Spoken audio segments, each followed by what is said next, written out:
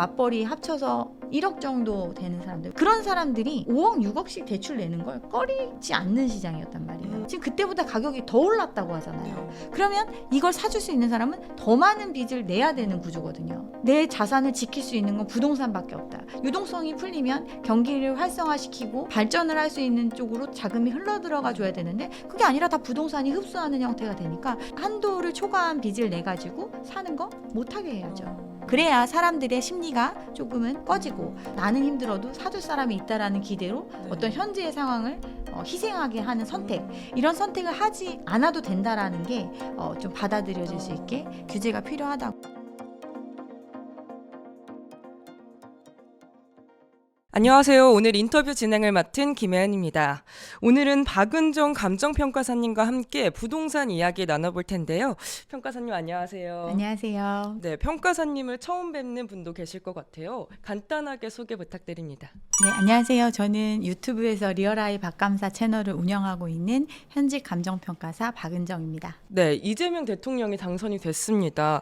부동산 시장에는 어떤 변화가 생길 거라고 보시나요? 일단 이번 대선에서는 부동산 관련 정책 부분이 크게 다뤄지지 않고 치러진 선거라고 생각을 합니다. 이유는 이제 부동산 시장이 워낙 민감하기도 하고 정책 방향성에 대해서 기대감이 또 커질 수 있는 시장이고 이런 상황이다 보니까 어떤 부동산에 관련해서 어떻게 하겠다 이런 공약을 크게 내걸고 있진 않은데, 기존에도 이제 한번 후보로 나오신 적이 있기 때문에 기존에 나왔던 정책적인 부분들, 이런 부분들을 종합해 봤을 때 공급 확대 측면에 정책을 많이 하지 않을까. 그리고 일반적인 서민들이 주거 안정을 꾀할 수 있는 임대주택에 대한 공급 확대, 그리고 이제 좀 장기적으로 거주할 수 있는 형태의 주택 공급, 이런 것들에 좀 많이 정책적 영향을 할애하지 않을까 이렇게 생각을 합니다. 이재명 대통령이 세금으로 집값을 억제하지 않겠다, 막 공급으로 해결하겠다라는 이야기를 했었는데요. 이게 가능한 이야기라고 보시나요? 이런 부분에 대한 언급이 많기 때문에 지금 시장에서 기대하는 바는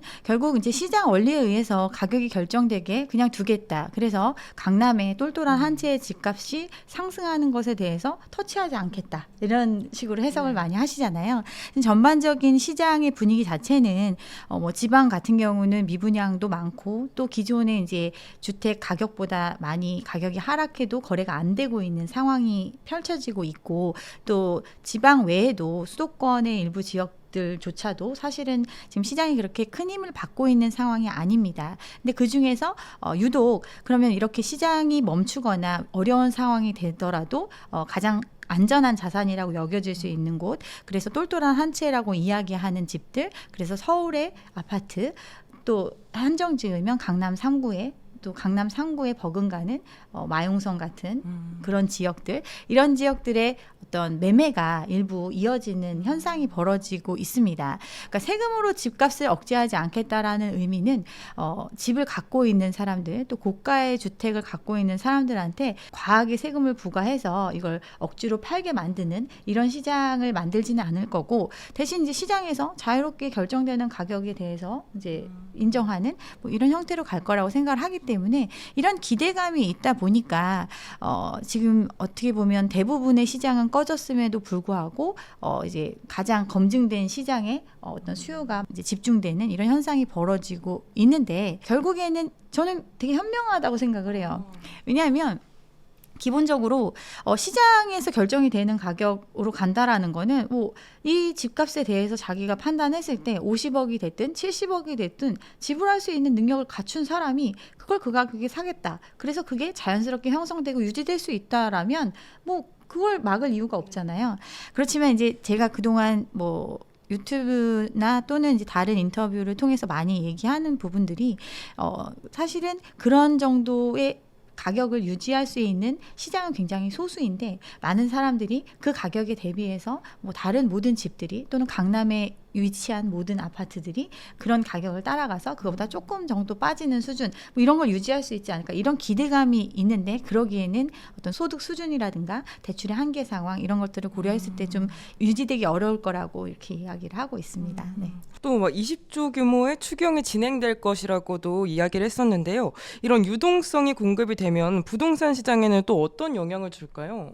일단 20조 추경이 지금 굉장히 시급한 문제이기 때문에 이제 대통령 당선 이후에 바로 지금 추진하고 있는 거잖아요. 당장 급한 불을 끄기 위한 자금이 필요하다. 그런데 우리가 예산으로 정해놨던 돈으로는 도저히 해결할 수 없기 때문에 추가적으로 예산을 더 늘리지 않으면 해결이 안 되는 부분에 대해서 이제 하는 게 추경이잖아요. 그럼 이 추경이 어디다 쓰일 건지 많이 정책적으로 나오잖아요. 첫 번째가 산불 같은 거 요즘에 많이 썼는데 이런 자연재해 복구 비용, 그다음에 농어촌에 대한 지원 이 부분이 일단 큰 부분이고, 그다음에 이제 지방자치의 이제 유지 근간이 될 수 있는 세금 자체가 지금 걷어들기 힘들어지는 상황이다 보니까 세수 결손이나 지자체 지원을 위한 추경, 그리고 이제 마지막으로는 민생 안정적인 측면이거든요. 당장 어떤 경기가 안 좋으니까 이자를 내고 이런 것들 힘든 사람들, 생활하는 것 자체가 힘든 사람들, 뭐 에너지를 쓰는 것 자체가 힘든 사람들, 이런 소상공인 자영업자를 위한 지원, 이런 걸 위해서 이제 20조 추경이 발표가 됐어요.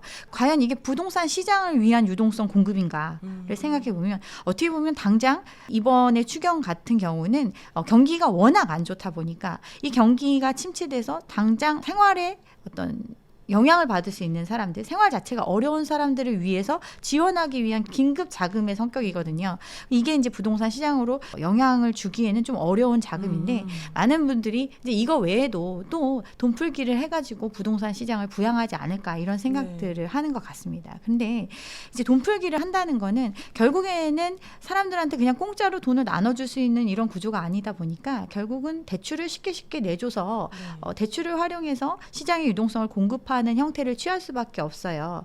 그런데 우리나라 같은 경우는 대출의 한계 상황이라고 항상 말씀을 드리는데 그게 어떤 의미냐 하면 이제 가계대출 같은 경우는 GDP 대비해서 150% 수준, 전세 보증금이라든가 가계와 동일시되는 자영업자의 대출까지 포함을 하면 거의 3,000조에 육박하는 부채를 가지고 있거든요. 이런 부채의 문제가 어떤 문제가 있느냐. 이 부채라는 거는 결국에 이자를 꼬박꼬박 낼 수 있고 감당할 수 있는 수준의 부채라면 당연히 이제 시장 경제 상황에서는 굉장히 자본주의 사회에서는 필요한 부분이죠. 활용할 수 있는 부분인데 그 한계를 이미 넘어섰다라는 거예요. 자기 소득 대비해서 2배, 3배 가까운 빚을 이미 지고 있는 상태고 또 그 결과가 이 빚을 감당하지 못해서 연체가 늘어나고 있고 실제로 파산에 이르는 사람들이 생겨나고 있고 또 부동산 같은 경우 이제 워낙 화랑이었다 보니까 이 부동산이라는 자산을 소유하기 위해서 부채를 레버리지를 활용했던 사람들이 그 이자를 갚지 못해서 이제 경매 로 내몰리는 상황, 이런 현상들이 벌어지고 있는 거거든요. 어쨌든 부채를 감당할 수 있으면 얼마만큼 늘리든 간에 상관이 없는데 그걸 감당할 수 없는 한계의 상황이 왔고 이 한계의 상황이 길어지게 되면 신용 자체가 떨어지는 거잖아요.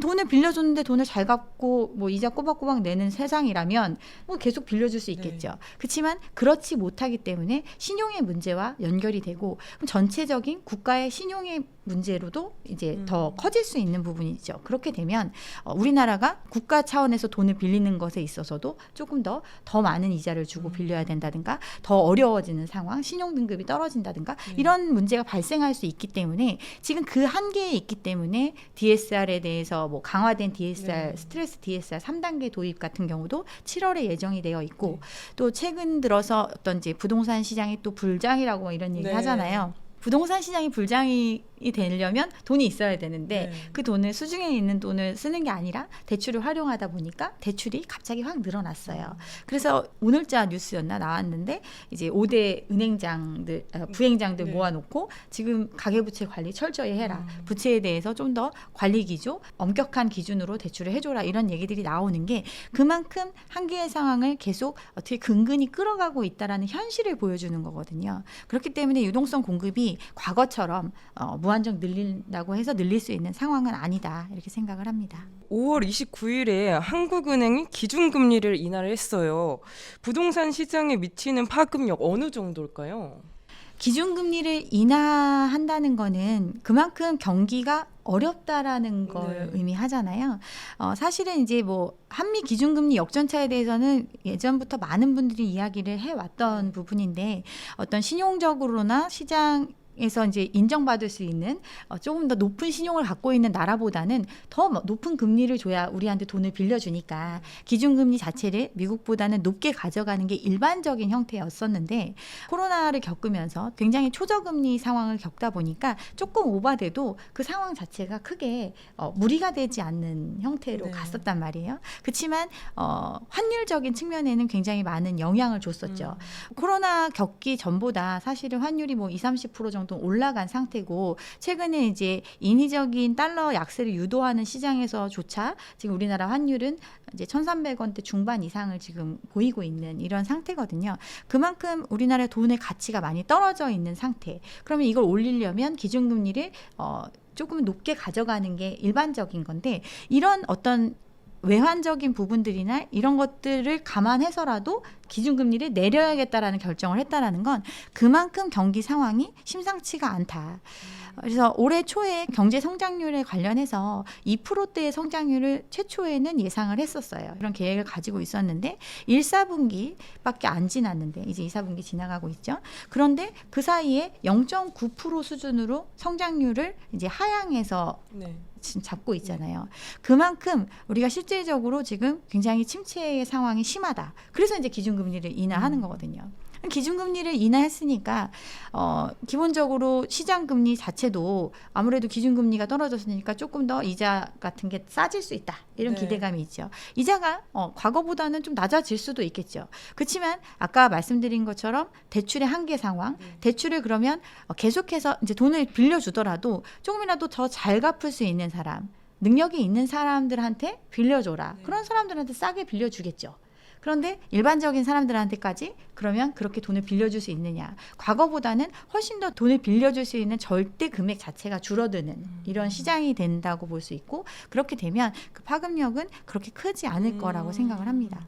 이게 대선 결과에 따라서 서울, 수도권, 지방 등 약간 지역별 희비가 엇갈릴 수도 있는 건가요? 지금 이렇게 네. 지금 지방이나 서울 외에 네. 다른 지역들 같은 경우는 또 서울 내에서도 서울에 한때 영끌들이 한참 집중했던 뭐 노도강이라든가 네. 금관구 뭐 이런 식으로 서울에 있지만 조금은 서민들 위주로 살고 있었던 집들의 가격이 뭐 2배 이상 올라갔던 시절이 있었잖아요. 네. 그랬던 게 지금 굉장히 많은 조정을 거치고 있는데 조정을 거치더라도 그 안에서의 거래량 자체는 살아나지 않고 있는 상황. 그리고 나머지 이제 뭐 수도권 지역이라든가 지방 같은 경우는 이미 이 시장 자체가 초토화됐다라고 볼 수 있거든요. 그런데 이런 시장을 맞이하니까 사람들이 그래도 부동산 만한 게 없는데 그렇죠. 그러면 여기서 괜찮을 때가 어딜까?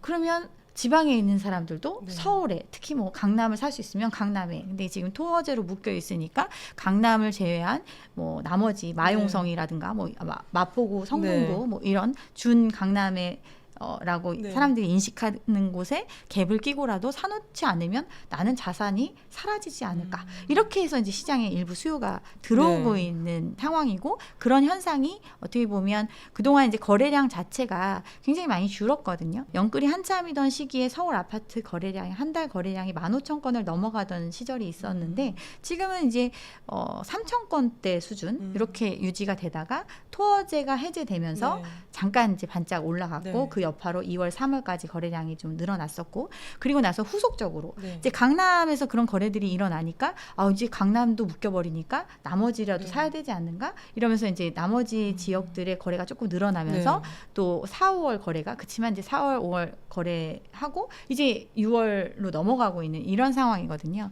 단기적으로는 가격이 상승을 보이는 시장은 나타날 수 있다. 그렇지만 그 시기가 점차 주기가 짧아지고 네. 어떤 참여할 수 있는 수요가 지방의 사람들도 이제 서울의 부동산을 무조건 이제 서울이다. 이게 굉장히 증명된 것과 네. 같잖아요. 시장에서 받아들이는 게. 그렇기 때문에 누구나 참여하려고 하고 있는데 그들이 그러면 어느 정도의 포션을 차지하고 있느냐를 생각을 해봐야 되는데 그들 같은 경우는 우리나라 소득 수준, 소득도 또는 자산 이런 걸 포함해서 1%라고 해당되는 사람의 80% 이상이 서울 수도권에 거주하고 있고 나머지가 이제 지방에 계시는 네. 분들이거든요. 그러니까 이들이 참여할 수 있는 수요는 굉장히 한계가 있다라는 거죠. 그래서 일부 시장이 붐업되는 상황이 발생을 하더라도 그 주기가 굉장히 짧아질 것이고 계속해서 이어지기는 힘든 상황이지 않을까 이렇게 생각을 합니다. 지금 부동산이 약간 불장이라고 들었거든요. 그러면은 다른 규제 지역이 또 더 많이 묵힐 가능성도 많아질까요? 일단 지금 시장에 대한 사람들의 기대감이 굉장히 큰 네. 이유는 주식시장하고 비슷한 것 같아요. 네. 뭐 예를 들면 이제 이재명 대통령께서 뭐 코스피 5천 시대를 열겠다 뭐 네. 이런 얘기를 하니까 이제 신용대출도 굉장히 많이 늘어났고 B2를 통해서 우리나라 주식시장에 자금이 많이 들어가면서 뭐 이제 많이 올라가는 모습이 나타나는 것처럼 부동산 시장에 대해서는 아직 뭐 규제를 하겠다 어떤 걸 하겠다라는 액션이 없잖아요.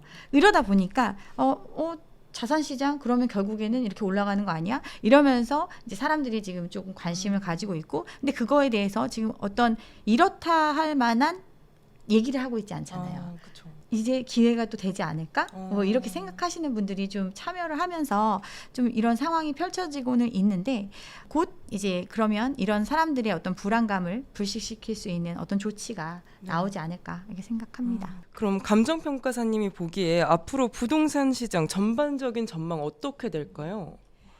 그러니까 시장 자체에 참여하려고 하는 사람들, 특히나 어떤 대출을 감당할 수 있는 사람들, 그동안 기회를 기다려왔던 사람들한테는 굉장히 좋은 시장이 펼쳐지지 않을까 이렇게 생각을 합니다. 뭐 당장 지금 불장이라는 얘기가 최근 들어 엄청 나오는 거예요. 네. 그래서 사람들이 막 불안해하고 네, 맞아요. 막 해야 되는 거 아닌가? 그렇지만 뭐 생각해 보면 이거 말도 안 되는 금액인데 막 이렇게 막 머릿속으로는 생각하지만 사람들의 심리가 이렇게 지속되는 한 뭐 나도 좀 레버리지를 활용해서 들어오겠다 이렇게 생각하시는 분들이 많이 주변에도 있더라고요. 근데 그런 분들한테는 사실은 뭐 아예 앞으로 공급이 끊어진다 이런 상황이라면 또 얘기가 다르겠지만 그동안 어떤 공급됐던 내역들이 있고 특히나 이제 지금 사람들이 선호한다고 하는 지역에 예정된 물량이 굉장히 많아요. 뭐 반포에도 내년에 3,000세대 정도의 일반 분양분이 있고 또 한남 쪽, 용산 쪽 이쪽에도 분양 물량이 많이 있고 뭐 아시아 시멘트 자리 그쪽도 있죠.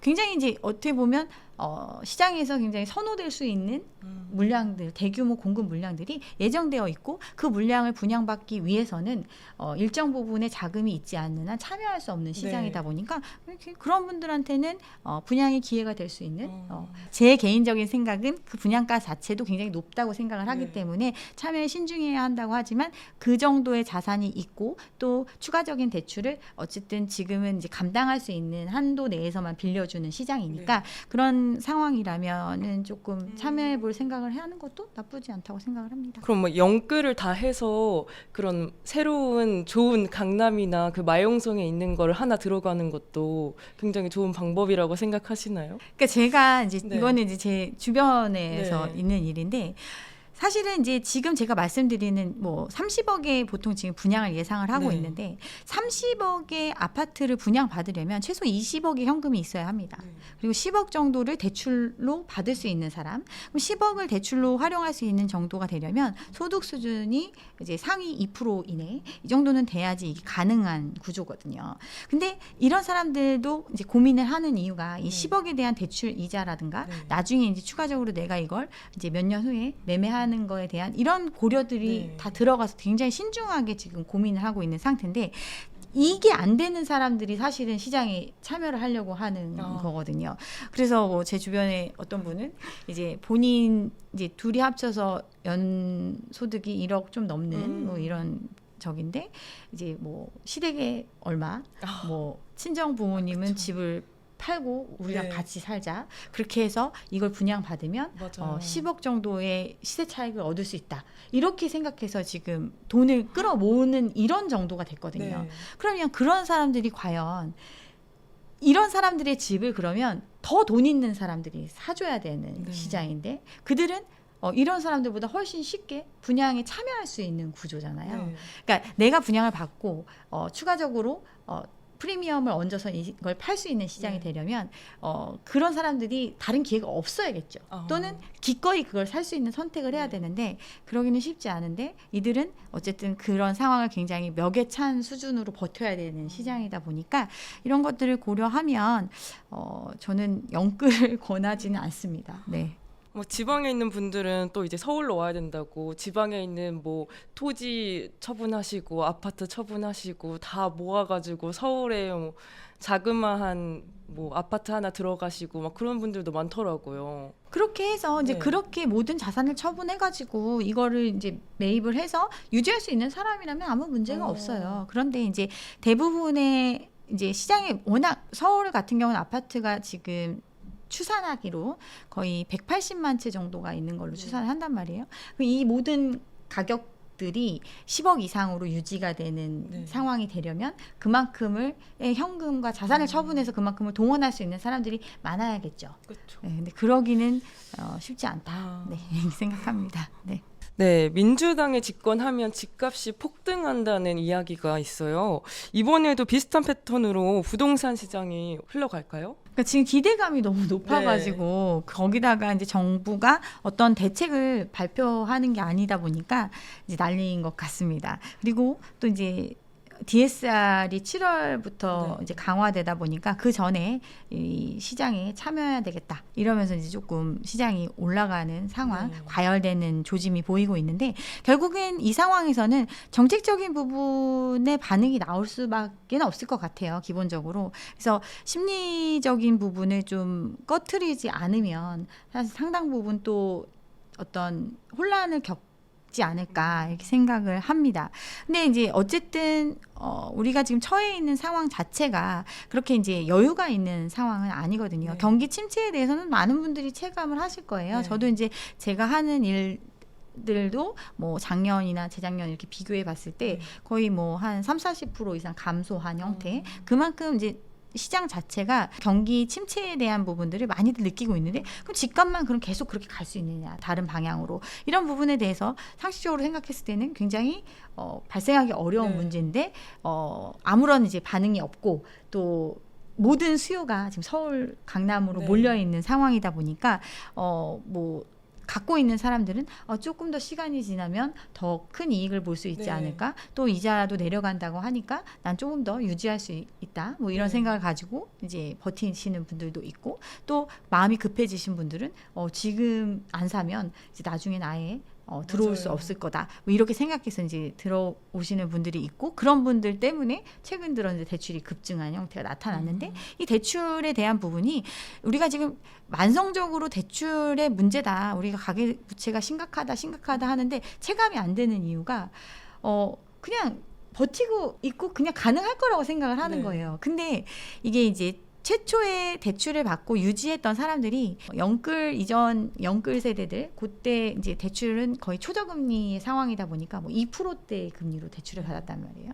대출을 받은 금액 자체가 본인이 감당할 수 있는 규모를 받았으면 상관이 없는데 2%대에 받을 수 있는 최대 한도의 대출을 받았는데 이게 이제 5년 정도 지나가고 나면 다시 이제 대출 금리를 다시 산정하는 시기가 도래를 하고 그렇게 된 상황에서 이제 아주 초저금리는 아니니까 0.5 뭐 이런 상황은 아니잖아요. 그때보다 한 2% 정도 올라간 그럼 2%대 대출 받았던 사람이 4%만 되더라도 이자가 2배예요. 근데 그 2%대도 감당할 수 있는 최대 역치를 받았던 사람이 이제 2배의 이자를 감당해야 되는 상황이 도래를 했고 그러다 보니까 이제 버티지 못하고 많은 사람들이 집값 안 떨어질 거다라고 얘기하면 사실은 계속 유지를 할 수 있으면 되는데 못 하잖아요. 그럼 유지 못하는 사람들의 물건이 일반적인 시장에서 환가가 안 되니까 경매로 많이 내몰리고 있고 그럼 경매로 나왔을 때는 그럼 너도 나도 그 가격에 사줘야 되잖아요. 그런데 경매의 물건도 이제 팔리지가 않고 낙찰률 자체가 떨어지고 있고 거기 경매에서 말하는 어떤 그 호가 수준보다는 몇십 프로 깎아져야 가격이 팔릴 수 있는 이런 상황이 되고 있거든요. 그만큼 어떻게 보면 우리가 시장을 바라보는 눈높이 자체가 너무 이제 높다라고 저는 생각을 해요. 어떤 의미냐면 주식 같은 경우는 9시부터 3시까지인가요? 그 시장 상황 하에서 계속 끊임없이 물건이 거래가 되면서 네. 그 가격 자체가 유지가 되고 그 가격에 사고 팔고가 바로바로 즉각적으로 일어나는 시장이죠. 근데 부동산 같은 경우는 아파트 같은 경우는 전체 세대의 3% 정도만이 1년 안에 거래가 이루어지는 시장이에요. 그만큼 특히나 근데 부동산은 굉장히 개별적인 특성이 많이 반영이 되고 또 그 거래에 있어서도 특수성이 반영될 수 있는 시장이거든요. 근데 그 시장에서 시장을 대표할 만한 거래라고 할 수 있는 거래라고 표본으로 봤을 때는 그 수치적으로 굉장히 적잖아요. 3%면. 근데 그 가격을 있는 그대로 이제 오픈이 되고 어디가 얼마에 팔렸다. 이런 게 항상 기사화되다 보니까 사람들은 그 기준으로 이 모든 집값들이 유지될 거다라고 생각을 하고 물건을 갖고 있는 사람들이 또 판매자의 입장으로 돌아서야 하기 때문에 그들도 이제 물건을 내놓을 때 지금 우리 옆집이 얼마에 팔렸다고 아니면 나와 내 집과 비교 가능한 집이 이 정도에 팔렸으면 나는 이거 밑으로는 안 팔 거야. 네. 그리고 우리 집은 이제 이거보다 훨씬 더 비싸졌어. 이렇게 생각하고 지금 네. 버티고 있잖아요. 그렇기 때문에 이 시장에 대해서 이제 바라볼 때 기대감이 굉장히 높은 시장인 거죠. 근데 현실적으로는 이제 실제로 거래가 되는 건들을 보면 이게 뭐 물건을 많이 내놓지도 않고 많이 사지도 않는 시장에서 실제로 꼭 팔아야 되는 입장에 처한 것. 그게 이제 경매잖아요. 네. 꼭 팔아야 되는 입장에 처했을 때 이게 바로 팔릴 수 있는 가격 수준은 우리가 기대하는 것보다는 현저히 낮아야 팔릴 수 있는 시장이다.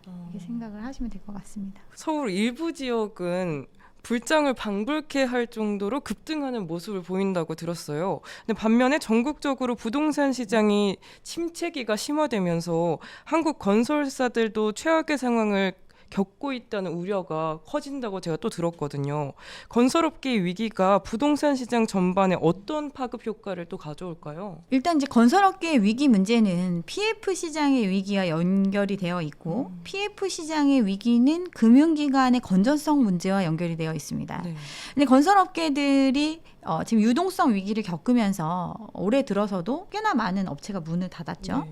이들이 유동성 위기를 겪는다는 거는 자기들이 이제 사업을 유지하면서 비용 들어가는 것들 그것도 빌려서 냈을 거 아니에요. 그걸 갚아낼 수 있으려면 자기가 만들어낸 물건을 시장에 잘 팔 수 있는 구조여야 가능한데 지금 그 벌려놓은 것들이 안 팔리기 때문에 재고가 쌓여가는 거죠. 네. 물건으로 치면 재고가 쌓여가는데 현금은 돌지 않는 상황. 그러다 보니까 이제 지금 위기 상황을 겪고 있고 근데 이들 같은 경우는 물건을 만들어내기 위해서 굉장히 큰 돈을 투여해야 물건을 만들 수가 있어요. 근데 그 물건을 만들기 위한 비용 자체를 금융기관을 통해서 조달해서 써온 네. 시장이란 말이에요. 그 얘기는 이들의 건설사의 신용을 믿고 돈을 빌려준 금융기관들이 돈을 떼일 수도 있는 입장이 되는 그쵸. 상황인 거죠. 그러면 그 돈을 떼일 수도 있다라는 가능성 때문에 어떤 손실에 대한 충당금을 쌓아놓고 그러니까 어떤 문제가 생겼을 때 손실을 흡수할 수 있는 능력을 유지해야 되거든요. 네. 그러려면 그만큼 유보금들이 많이 생겨야 되고 그만큼 어떤 리스크 관리가 돼야 되고 그 얘기는 이제 더더욱 돈을 빌려줄 때 앞으로 빌려주는 것들 추가적으로 빌려주는 것들에 대해서는 더 깐깐한 잣대 엄격한 기준으로 예전보다 더 높은 기준을 원하는 거죠. 그러면 자금 조달에 있어서는 더욱더 어려운 기준이 적용되다 보니까 더 힘들어지는 시장. 그러니까 전반적으로 시장에 돈이 공급이 안 되는 네. 구조로 가는 거죠. 그러면 이제 재고가 쌓여 있으면 네. 재고를 처분해서라도 돈을 벌어야 되잖아요. 그렇죠. 그러니까 우리가 많은 물건들 같은 경우도 뭐 시즌에 이제 세일해서 네. 처리하고 그 손해 보고 팔고 이런 식으로 하잖아요.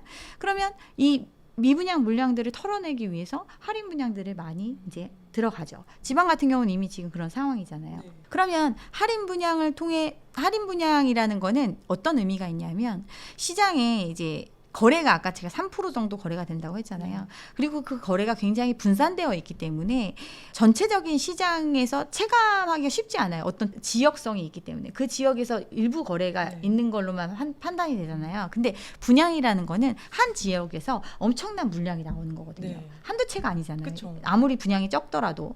그러면 그런 가격 자체가 내려가고 있어요. 내려가는 거예요. 시세보다 낮게 분양을 하게 되는 거죠. 그럼 시세보다 낮은 새 물건이 공급이 되는데 그럼 기존의 물건은 어떻겠어요?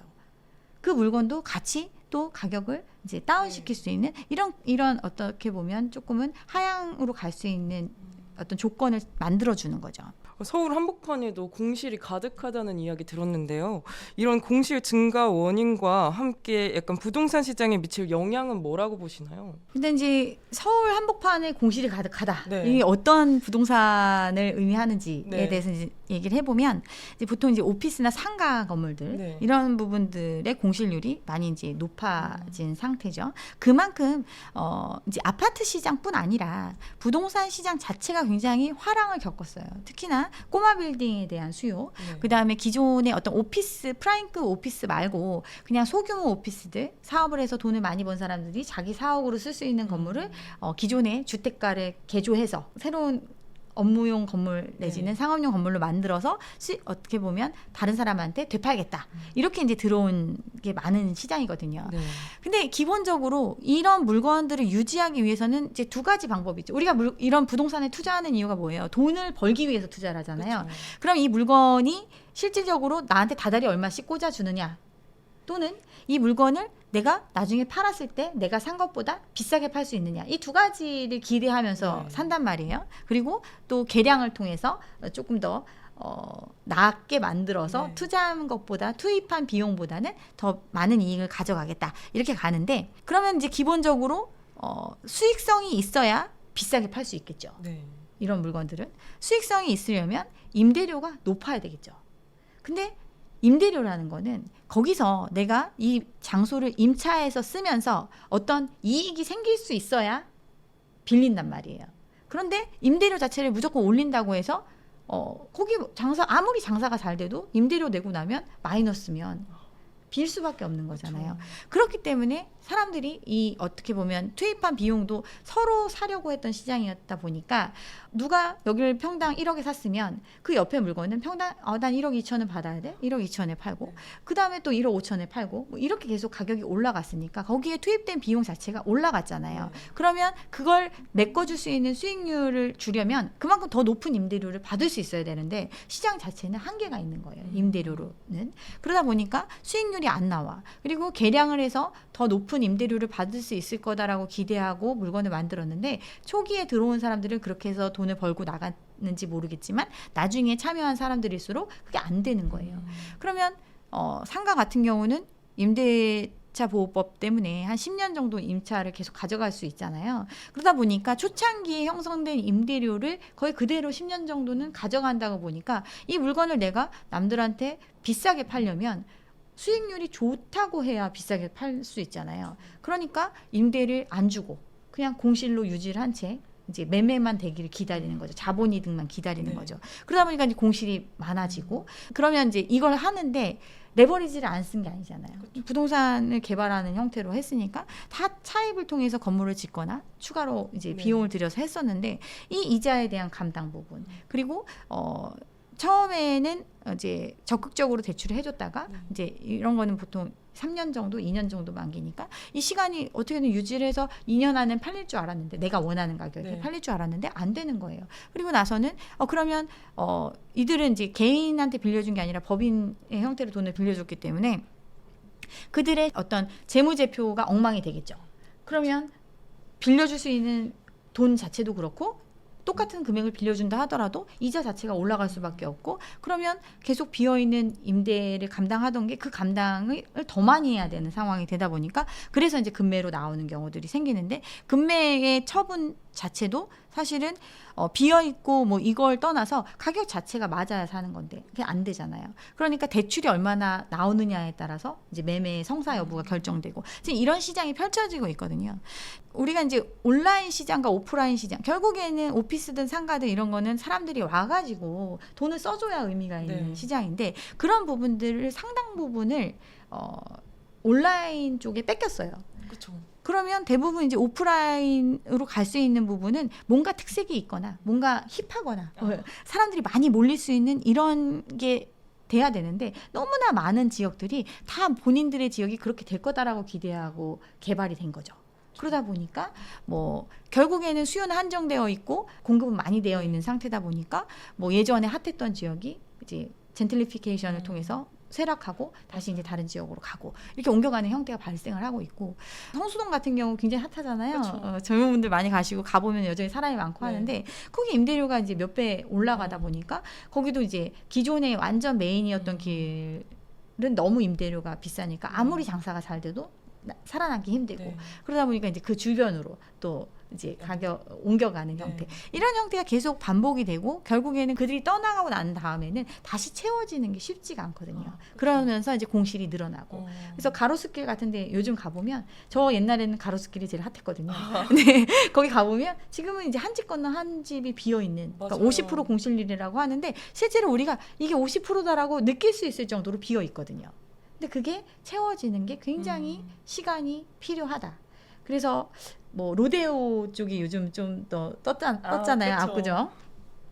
근데 그 로데오도 제가 대학교 다닐 때 가장 핫했어요. 저 근데 그게 이제 비고 나서 지금 최근 들어서 다시 이제 됐으니까 벌써 20-30년의 시간이 필요했던 거죠. 그만큼 어떤 임대료의 조정도 일어나고 이 어떤 손바뀜도 되고 가격에 대한 부분들이 이제 좀 조정이 되고 나서야 다시 활성화될 수 있는 이런 구조로 가고 있기 때문에 자본이득이 클 수 없다라는 게 인식되는 시장. 이렇게 되면은 결국에는 가격의 조정으로 이어지는 이런 현상이 이제 벌어지고 있다고 볼 수 있습니다. 오피스랑 상가뿐만 아니라 전국적으로 또 미분양 주택들이 증가하면서 이것도 심각한 문제가 되고 있잖아요. 미분양 주택이 급증하는 원인이 뭘까요? 결국에는 네. 집이라는 재화가 무엇인지를 생각하면 알 수 있어요. 누가 거기가 살아야 돼요. 그죠? 누가 들어가 살아주는 게 최종적인 수요거든요. 네. 거기서 살 사람이 많아야 되는데 그러면 우리가 지금 인구의 집중이 전체 인구의 거의 대부분이 서울 수도권에 그쵸. 몰려 있는 상태에서 전국적으로 부동산이 화랑이다 보니까 뭐 풍선 효과, 대출이 가능한 지역으로 가서 투자하면 분양받으면 피 받고 넘길 수 있다. 이러면서 많은 사람들이 가서 산 거예요. 네. 샀는데 최종적으로 수요해 줄 사람, 누군가 들어가 살아줄 사람한테 그 물건을 비싸게 팔아야 빠져나올 수 있는데 그런 사람이 별로 없는 거예요. 지방에는. 그렇죠. 결국에는 타진 않더라도 그냥 새 아파트에 살겠다 해서 전세로 들어오는 사람도 있을 수 있으니까 뭐 그렇게 유지를 하고 있지만 언제 팔릴지에 대한 게 없는 거죠. 지금 기존에 이미 공급된 주택들에 대해서 이런 현상이 발생을 하고 있고 그러면 새로 공급하는 아파트들이 어떤 이제 경쟁력이 있어야 되잖아요. 기존의 아파트 우리가 물건을 한번 만들어내면 사람이 나이를 먹듯 신축 얘기하지만 시간이 지나면 구축이 될 수밖에 없어요. 그러면 3년 된 것과 5년 된 게 엄청난 차이가 있을까요?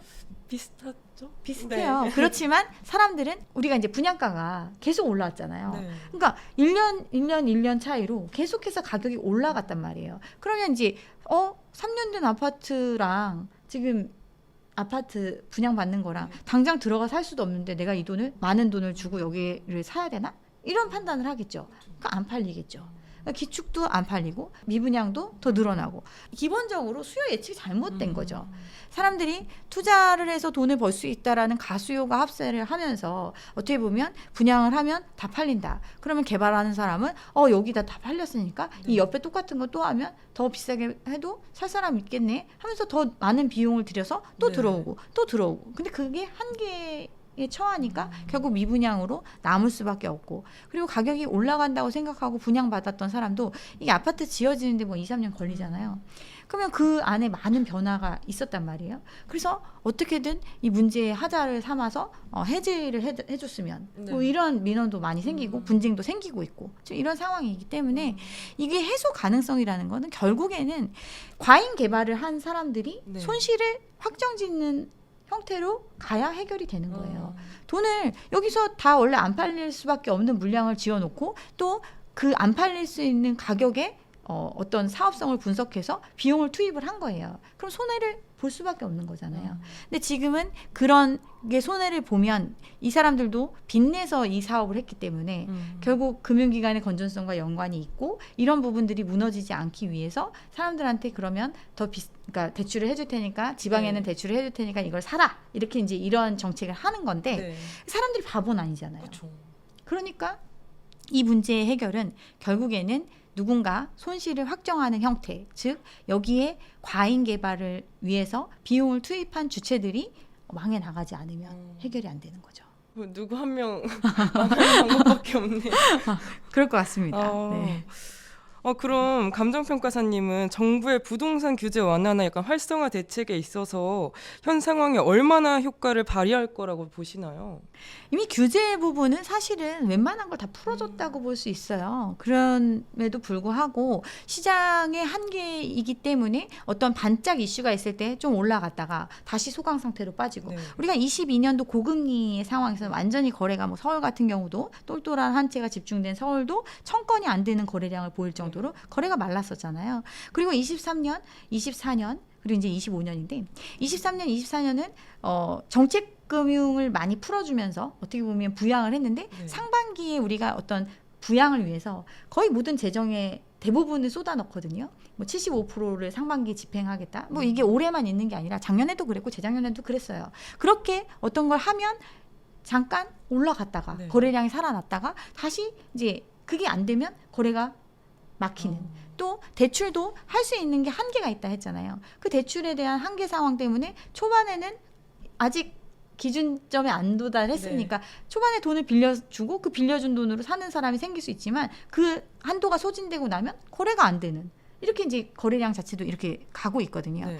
결국에는 지금 이 시장에서 가장 필요한 건 활성화 대책이 아니라 이 부동산 시장에 대한 구조조정이 필요한 거예요. 그래서 저는 이제 지금 정부가 어떻게 보면 약간 무대응 뭐 이렇게 지금 하고 있는데 가장 필요한 역할은 이 한계 상황인 걸 사람들이 느낄 수 있도록 대출에 대한 규제를 강화해야 된다고 저는 생각을 합니다. 이미 지금 대부분의 집을 산 사람들 뭐 제가 제일 안타깝게 생각하는 부분이 뭐냐면 둘이 합쳐서 맞벌이 합쳐서 1억 정도 되는 사람들, 5천만 원, 연봉 5천 정도 되시는 분들이죠. 그렇게 하더라도 소득 상위 20% 안에 드는 사람들이거든요. 그런 사람들이 뭐 5억, 6억씩 대출 내는 걸 꺼리지 않는 시장이었단 말이에요. 그러니까 5천만 원 벌어서 둘이 1억을 버는 사람, 이런 사람이 5억을 대출 받는다는 거는 사실은 평생 동안 갚아도 갚지 못할 돈을 이미 빌려준 거예요. 네. 근데 그걸 빌려줄 때 이 사람이 생활을 최소한의 생활을 유지할 수 있는 수준만큼 빌려줬느냐 그걸 안 따졌던 시장이에요. DSR이 적용 안 되던 시장에서 돈을 빌려줬으니까 이런 상황에서 지금 그때보다 가격이 더 올랐다고 하잖아요. 네. 그러면 이걸 사줄 수 있는 사람은 더 많은 빚을 내야 되는 구조거든요.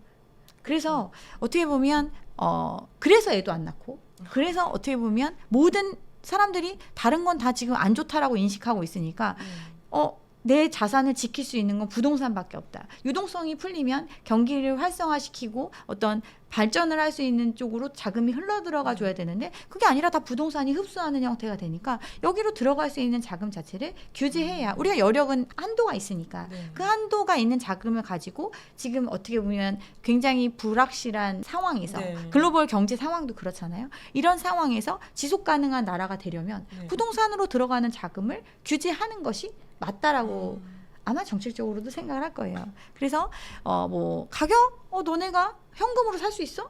사. 얼마에 사든 50억에 사든 70억에 사든 자기 능력이 되면 사. 그렇지만 빚 내 가지고 이걸 한도를 초과한 빚을 내 가지고 사는 거 못하게 해야죠. 그래서 이런 어떤 강력한 대책이 나와줘야 하지 않을까. 그래야 사람들의 심리가 조금은 꺼지고 또 어떤 그 시장 자체도 우리가 지금 아파트가 뭐예요? 결국 살려고 하는 거잖아요. 그렇죠. 사람들이 살아가는데 큰 차이가 없어요. 또 새로 공급된 것들이 다 워낙 다 좋잖아요. 어느 집이든. 그런 것에 과연 이게 막연히 누군가 더 비싸게 사줄 나는 힘들어도 사줄 사람이 있다라는 기대로 어떤 현재의 상황을 희생하게 하는 선택 이런 선택을 하지 않아도 된다라는 게 좀 받아들여질 수 있게 규제가 필요하다고 저는 생각을 합니다. 평가사님이 또 지금 좀 불안정하다 그랬잖아요. 또 이런 시기 때 모든 분들이 위기 속에 또 기회를 찾을 수 있다 이러면서 상대적으로 리스크가 적거나 오히려 기회를 찾을 수 있는 부동산 섹터가 뭐가 있는지 추천 많이 듣지 않으신가요? 그러니까 이제 부동산 관련해가지고 이제 뷰가 많은 사람들이 또 부동산에 관심이 많기 때문에 그렇죠. 나름대로의 생각들이 다 강하세요. 그렇기 때문에 자기가 갖고 있는 한도 내에서 감당할 수 있는 선택을 하면 되는 거거든요. 근데 이제 모두가 관심 있고 모두가 그렇다라고 하는 시장에서는 이미 기회가 없는 시장이거든요. 사람들이 소외된 지역 그렇지만 실질 가치보다 굉장히 저평가되어 있는 것들을 네. 스스로 이제 찾아야 되죠. 근데 저는 이제 그런 부분에 있어서 이제 많이 얘기를 했던 건 네. 이제 기축의 오피스텔 아주 오래 아주 새 거가 아니지만 몇 년 된 네. 오피스텔 그렇지만 수요가 임대 수요가 항상 있는 지역 그런 지역 같은 경우는 최근 들어서는 뭐 8%까지 나오더라고요. 수익률이. 네. 그러니까 이거는 가격이 아마 분양가보다 낮거나 이제 거의 그 가격에서 한 10년 정도는 그 가격선에서 그 레인지 안에서 거의 변동이 없는 물건들이거든요. 그러면서 공실은 없고 그러면 이런 물건들은 내가 그냥 이자를 수령하는 것보다 그냥 돈으로 갖고 있는 것보다 어떻게 보면 이 10년 전 가격보다 안 떨어지고 네. 그러면서 꾸준히 나한테 한 달에 8%의 수익률을 준다? 이런 물건들은 생각해 볼 만하죠. 또 이런 걸 갖고 있는 사람들 중에서 시세 차익을 기대해서 샀던 사람들, 무리했던 사람들, 금액이 얼마 안 되니까 그런 사람들 물량이 굉장히 많이 경매로 나오고 뭐 금매로 나오고 이러거든요. 그러면 내가 능력이 있으면 그런 것들 나쁘지 않죠. 뭐 공업용 부동산 이런 것도 공장 뭐 이런 것도 사실은 임대가 이제 기본적으로 생각해야 되는 게 지금 모든 시장 자체가 너무 자본이득에 치중이 되어 있어요. 부동산을 바라보는 게. 네. 근데 자본이득만이 부동산이 주는 메리트 아니거든요. 부동산이라는 거는 결국 내가 일하지 않아도 내가 노동을 하지 않아도 이 공간을 내가 갖고 있음으로써 얘가 대신 돈을 벌어주는 계속해서 현금 흐름을 창출해 줄 수 있는 것. 네. 이게 굉장히 부동산의 매력이거든요. 네. 그래서 부자들이 똘똘한 부동산 한 채 갖고 네. 있으면 대대손손 물려주잖아요. 그쵸. 빌딩 같은 거. 하루 평생 먹고 살 수 있게. 그런 이유가 이게 내가 이걸 팔아가지고 얼마가 될 거라서 이걸 갖고 있고 힘들게 갖고 있는 게 아니라 내가 아무것도 안 해도 얘가 그냥 다달이 얼마씩 주니까. 네.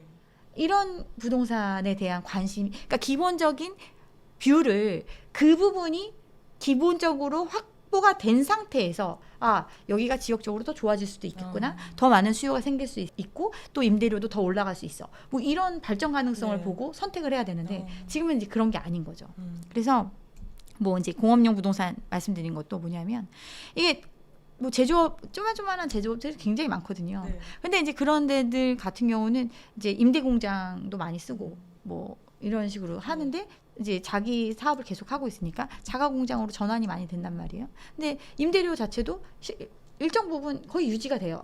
근데 그런 물건들 중에서 급한 사람들, 뭐 사업이 조금 안 좋아서 요즘 경기가 너무 안 좋으니까 그런 물건들은 굉장히 싸게 나오기도 하고 경매로 나오기도 하고. 근데 이런 것들 내가 뭐 낙찰을 받으면 임대료 수준은 그 지역의 어떤 계속 수요는 있으니까 그런 물건들을 보유했다가 이제 좀 경기가 좋아지면 그 임차한 사람이 장사가 잘 되면 기업이 잘 되면 자기가 인수하는 경우도 있고 뭐 주변에 잘 되는 회사가 있어서 확장하면서 옆에 거 사는 경우도 있고 이러면서 약간 어떤 자연스러운 자본 상승이 예상될 수 있는 이런 물건들도 있거든요. 저는 이런 부분들에 대해서 부동산에 대해서 사람들이 관심을 갖는다? 그런 건 굉장히 좋다고 생각을 해요. 근데 지금은 모두가 그렇다고 아니다라고 생각하면서도 현상은 이렇게 벌어지고 있으니까 내가 지금 사면 더 비싸게 사줄 사람이 있다라고 생각하면서 하는데 이런 시장보다는 오히려 그냥 지금 아파트 사가지고 월세 못 받잖아요.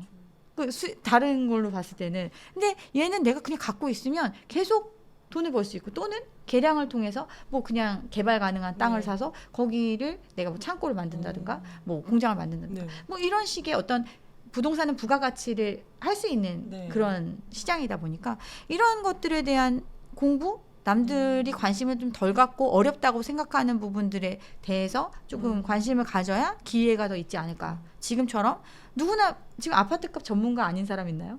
그렇죠. 제가 아무리 이런 얘기를 해도 어떤 분들은 무슨 소리야, 네 말 다 틀렸어. 지금 오르잖아. 우리 동네는 오르는데 이렇게 말씀하시거든요. 그럼 모두가 전문가인 시장에서는 사실은 크게 이익을 보기는 힘들다. 저는 이렇게 생각합니다. 2025년 들어서 강남 상구의 상승세가 무서울 정도로 오르고 있는데 현장에서 보시는 진짜 분위기는 어떤 정도인가요? 심리적으로 굉장히 자극된 상태라고 저는 생각을 합니다. 일단 상승세가 무섭다라는 거는 우리가 이제 직접 체감하는 게 아니라 언론을 통해서 접하죠. 그렇죠. 뭐 강남의 아파트가 50억에 팔렸다, 70억에 팔렸다, 뭐 이런 얘기를 접하면서 정말 집값이 100억 가는 시대가 오는 거 아니야? 막 이렇게 생각을 하면서 불안에 휩싸인 상태. 그래서 빠진다고 하지만 경기가 침체돼도 아파트는 결코 빠지지 않는 뭐 금과 같은 안전자산이다. 이런 인식들이 좀 있는 것 같습니다. 그렇지만 이제 실제적인 거래에 있어서는 이제 서울 아파트 매매 평균 가격을 보면 이제 토어제 해제 해프닝이었죠. 거의 그쵸. 30일 정도, 네. 2월, 3월. 그때 이제 계약이 이루어지면서 고가의 아파트들이 팔리면서 네. 평균 가격이 14억 8천 뭐 이 정도 갔다가 2월에 네. 그러다가 이제 3월에는 조금 주춤하면서 14억 2천 이렇게 떨어졌다가 지금은 이제 그런 거래들이 사라지고 이제 11억대 정도 평균 가격이 점차 지금 내려오고 있는 이런 상태로 가고 있거든요. 그러니까 실질적으로 체결되는 어떤 평균적인 거래가 자체는 좀 떨어지고 있는 추세 이렇게 보시면 될 것 같습니다. 또 강남 평당 3억 시대 간다는 이야기가 많은데요. 똘똘한 한 채 쏠림 현상이 심화되는 모습이에요. 지금 현상 일시적인 과열이라고 보는 게 맞을지 아니면 부동산 시장의 구조적인 변화라고 봐야 할까요? 평당 3억이면 네. 국민평형 기준에서 100억이잖아요. 네. 3억 곱하기 33 하면은 네. 99억이니까. 네. 그러니까 지금 아파트가 100억을 할 거다. 이런 생각을 가지고 있고 이유는 50억에 팔리는 아파트가 있기 때문에 그렇죠. 70억에 팔리는 아파트가 있기 때문에 이런 생각들을 가지고 계세요. 근데 이제 50억이라는 게 어느 정도의 돈인지에 대해서 사람들이 인식이 없어요. 뭐냐면 50억이면 50억의 기회비용을 생각을 하면 4%면 2억이에요. 1년에. 네. 1년에 2억이면 세금 제외하고 연봉 3억 5천 정도 돼야 2억을 쓸 수 있는 거거든요. 근데 연봉 3억 5천을 오롯이 주거 비용으로 지불할 수 있는 사람이 많다고 생각을 하는 거예요. 사람들이. 50억에 팔렸다? 아, 사는 사람 있을 수 있죠. 그렇죠. 연봉 뭐 모든 게 뭐 이제 근로소득만은 아니니까 뭐 내가 코인을 해서 뭐 얼마 벌었고 뭐 돈을 많이 벌었어. 그래서 나는 집값으로 연봉 3억 5천 정도는 난 쓸 수 있는 사람이야. 그런 사람은 50억에 사겠죠. 50억 이상 거래가 생길 수 있죠. 그렇지만 지금 사람들 생각은 이렇게 할 수 있는 사람이 강남에 소재하고 있는 아파트면 전부 다 그렇게 할 수 있다라고 생각하는 거예요. 이게 굉장히 큰 착각인 거죠. 그래서 일시적인 과열이라고 저는 생각을 합니다. 똘똘한 한 채에 대한 선호가 높아진 이유가 뭐냐. 결국에는 다른 시장들은 이미 현상적으로 나타나고 있어요. 안 팔리고 옛날보다 가격이 떨어져도 안 팔리고 네. 그걸 살 수 있는 사람이 없는 거예요. 그 지역을 수요하는 사람들. 50억 사는 사람, 강남 사는 사람이 네. 노원구 가서 사지 않잖아요. 그렇죠. 그럼 그것도 비싸게 사지 않잖아요. 가격이 내려온다고 사지 않잖아요. 근데 이제 사람들은 그러니까 다른 데는 이미 다 나타났는데 얘는 안 그래. 얘밖에 없어. 과열될 수밖에 없죠. 모든 국민이 강남 부동산밖에 없는 거예요. 과열이 된 거죠. 근데 그 기대감은 뭐냐면 내가 지금 뭐 30억 한다, 20억 한다 하잖아요. 네. 30억에 샀어. 50억에 사줄 사람이 있다라는 확신이 있는 거예요. 근데 지금 말씀드린 것처럼 50억에 살 수 있는 사람은 연봉 3억 5천 정도를 연봉 3억 5천이면 상위 1%예요. 3억 3천이 1% 커트라인이거든요. 상위 1%의 사람들이 내 집을 다 50억에 사준다고 생각하는 거예요. 그런 확신이 있어서 사람들이 30억을 무리해서라도 들어가야 내가 이생에서는 뭔가 점프할 수 있는 기회가 네. 될 거다. 이런 기대감으로 하고 있는데 이게 가능하겠냐 이거죠. 그리고 이게 지금 가능하려면 사람들이 집 살 때 돈 안 빌려서 사야죠. 그럼 가계부채가 이렇게 안 늘어났어야죠. 자기 돈 소득으로 쌓아놓고 자산으로 쌓아가지고 환가해가지고 돈 있으면 그 가격이 가능하겠죠. 근데 그게 아니잖아요. 집값이 2배 오른 만큼 가계부채가 2배 늘었어요. 그러니까 빚이 아니면 안 되는 상황이거든요. 근데 빚을 여력이 있는 정도까지 늘리는 건 오케이. 근데 이제 그게 안 된다고 지금 계속 시그널이 나오고 있고 더 늘려서는 나라 망한다는 얘기가 나오는 상황에서 계속 더 늘어날 거라고 생각을 하면서 기대하면서 왜 금리가 낮아지니까.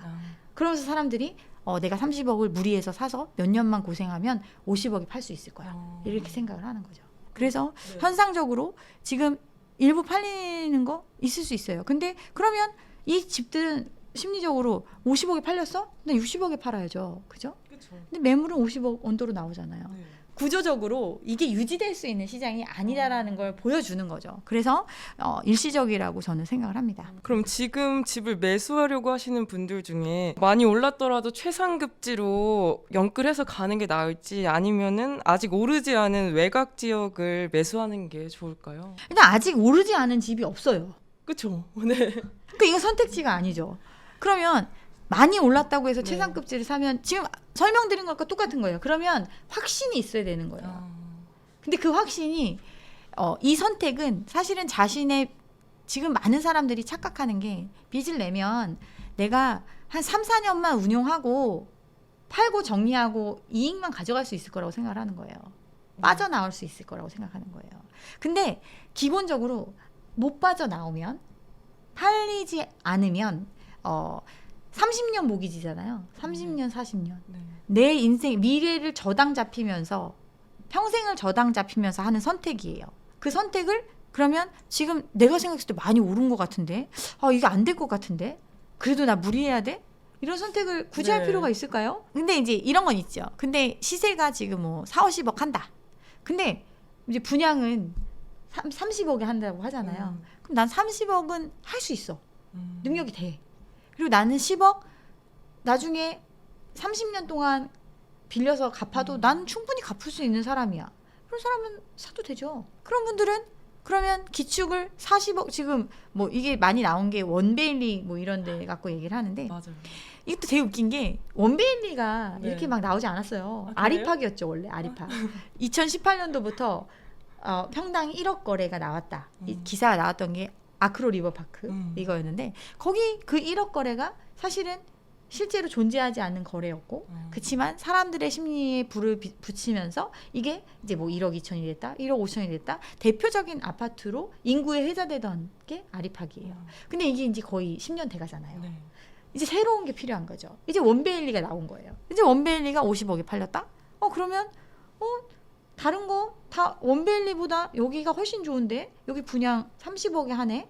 그럼 이거 원베일리보다 더 떨어지지 않을 거다라고 생각하는 사람은 분양을 받아야지 원베일리를 사지 않겠죠. 능력이 되고 뭐 할 수 있는 사람들 또 지금보다 집값의 조정이 없을 거다라고 개인적으로 판단하시는 분들 많잖아요.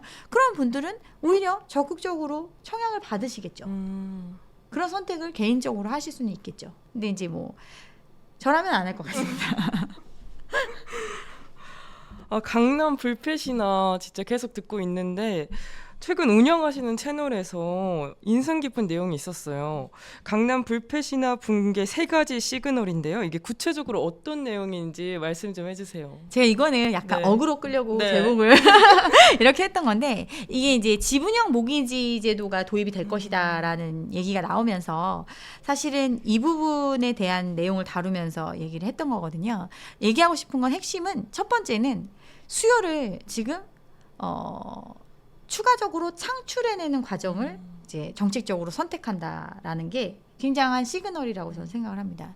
기본적으로 시장을 정상적인 상황에서 수요를 창출해내기에는 이미 모든 사람들이 들어와 있는 시장이다 보니까 이제 이거보다 능력이 안 되지만 시장에 참여할 수 있게 해주려면 뭘 해줘야 되겠어요? 대출을 해줘야 되는데 대출을 이 사람한테 해줬다가는 감당이 안 되는 거예요. 그리고 이 사람이 감당할 수 있는 만큼 빌려주면 지금 말하는 가격을 유지할 수가 없는 거예요. 그래서 그러면 정부가 같이 투자해주겠다. 우리 이럴 수 있잖아요. 돈이 이제 사회자님이 5억이 있어. 네. 내가 5억이 있어. 우리 10억짜리 사고 싶어. 네. 근데 5억만 갖고 못 사니까 우리 둘이 그럼 10억짜리 사자. 그리고 이익이 생기면 반반 나눠 갖자. 손해를 보더라도 각 반반 손해를 보자. 그렇죠. 이렇게 공동 투자하는 개념으로 정부가 해주겠다는 거예요. 그러면 개인 입장에서는 내가 5억만 마련하면 되니까 5억을 마련하는데 거기서 대출을 쓸 수도 있겠죠. 그리고 자기가 모아놨던 돈을 넣을 수도 있겠지만 대출 규모 자체는 절반으로 줄어드는 거잖아요. 그럼 누가 절반을 돼요? 상대방이 되겠죠. 네. 근데 그게 정부가 되는 거죠.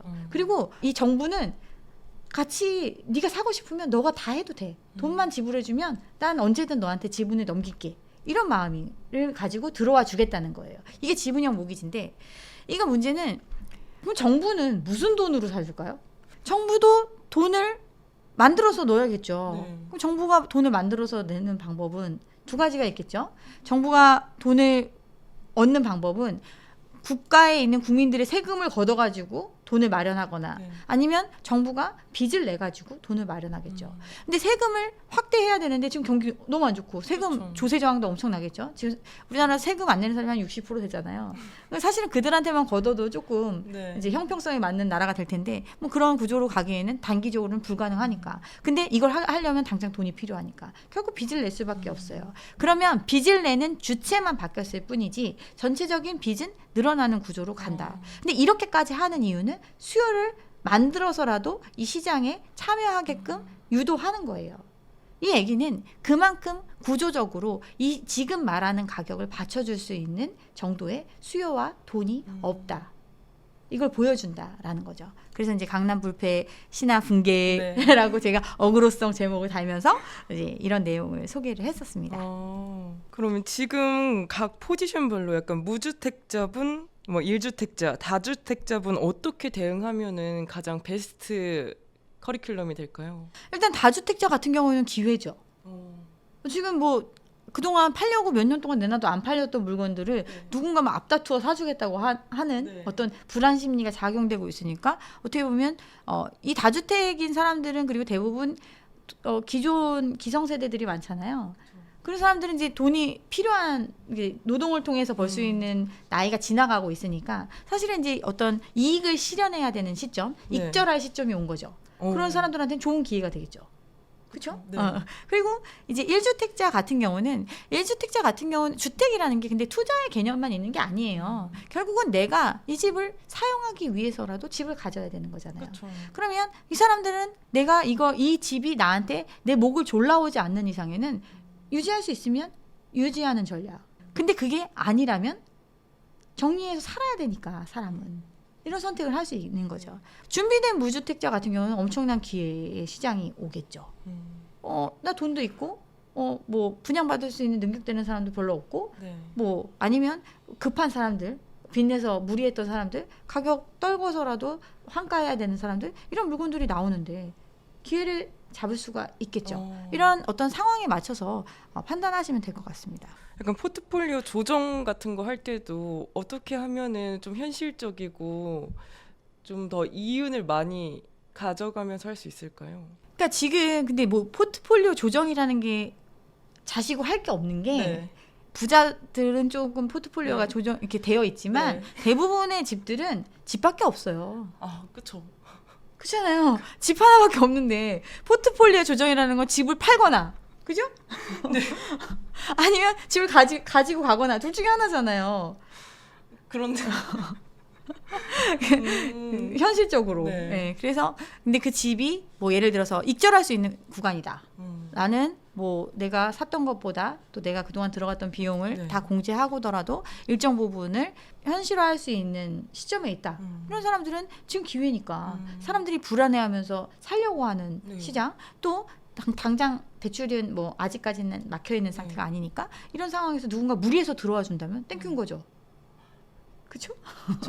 근데 이제 그렇지 않은 분들, 근데 마치 이 집값은 계속 유지가 될 거다라고 생각하고 결코 떨어지지 않을 거니까 나는 더 큰 이익을 볼 수 있어라고 기대를 해서 하는 사람들은 사실은 이제 언제 이게 지금 이제 본인이 생각하는 것처럼 뭐 3년만 버티면 5년만 버티면 네. 이런 상황에 대해서 조금은 이제 냉정하게 생각을 해야 된다고 저는 생각합니다. 지금 계속 집값이 고공행진하고 있으니까 계속 쭉쭉 오르지 않을까? 그래서 지금 딱 들어가서 지금 딱 나도 이 사이클을 타서 나도 돈 많이 벌 수 있지 않을까? 이런 생각이 들기도 하거든요. 그러니까 제가 네. 굉장히 그걸 많이 지적을 하는 게 네. 많은 분들이 이제 아파트에 대해서 주식처럼 설명을 해요. 맞아요. 표준화되어 있고 네. 매매가 용이하고 네. 우리가 또 살아본 공간이다 보니까 잘한다고 생각을 해요. 그렇기 때문에 내가 사면 바로 팔리고 사면 바로 팔리고 이게 가능하다고 생각해요. 근데 이 시장은 제가 많이 말씀을 드렸던 것처럼 전체 물량 중에 1년에 3%만 거래되는 시장이에요. 그럼 그 안에서 내가 지금 말한 것처럼 치고 빠지고 이게 가능할 것인가? 현실적으로 그러기에는 굉장히 리스크가 있는 거다. 그러면 내가 빠지지 못했을 때 유지할 수 있는지에 대해서 조금은 냉정하게 생각을 해야 된다는 거죠. 내가 100 중에 3이 안 될 수 있잖아요. 네. 그러면 나머지 이제 97의 상황이 됐을 때 그럼 나는 이걸 유지할 수 있는가? 그럼 나는 얼마만큼 유지할 수 있는가? 이런 고민이 필요하다는 아. 거죠. 주식처럼 쉽게 생각했다가는 큰 거 다치겠네요. 그러니까 많이들 네. 얘기하는 게 내가 부동산 투자해서 얼마 벌었다 하는 사람들은 부동산을 처분해야 버는 거예요. 그러니까 지금 많은 사람이 착각이 내가 사고 난 다음에 얼마 올랐어. 그러니까 나 부자야. 이렇게 생각하거든요. 맞아요. 아무도 아직 실현하지 않은 거예요.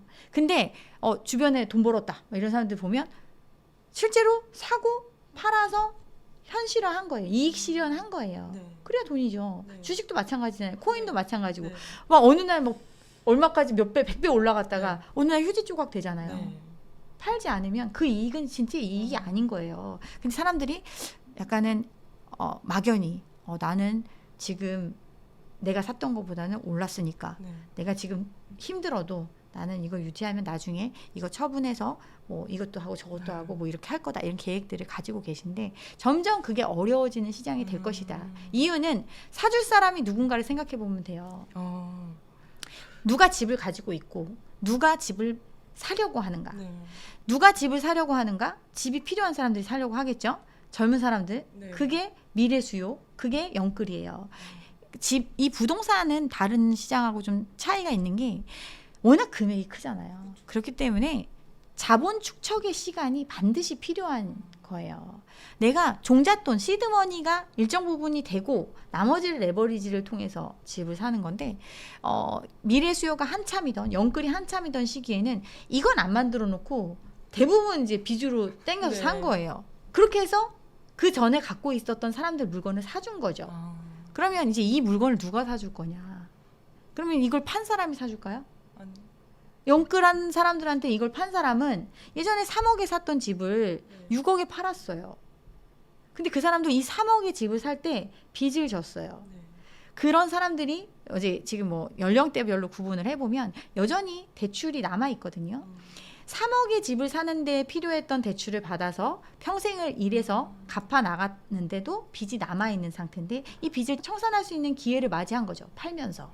그렇게 된 사람이 그러면 영끌이 산 집을 그 가격 주고 살까요?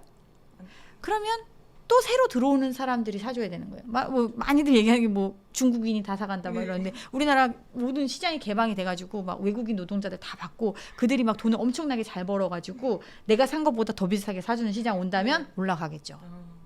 아니면 우리나라에 애가 엄청 많이 태어나가지고 또는 그 애들을 위해서 부모가 다 뒷받침해 줄 수 있을 만큼 부를 쌓아놨던가 그러면 사주겠죠.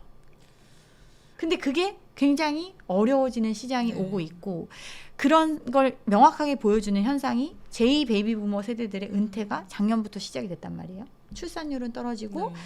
돈이 있는 가장 기득권 세대들이 은퇴를 시작했어요.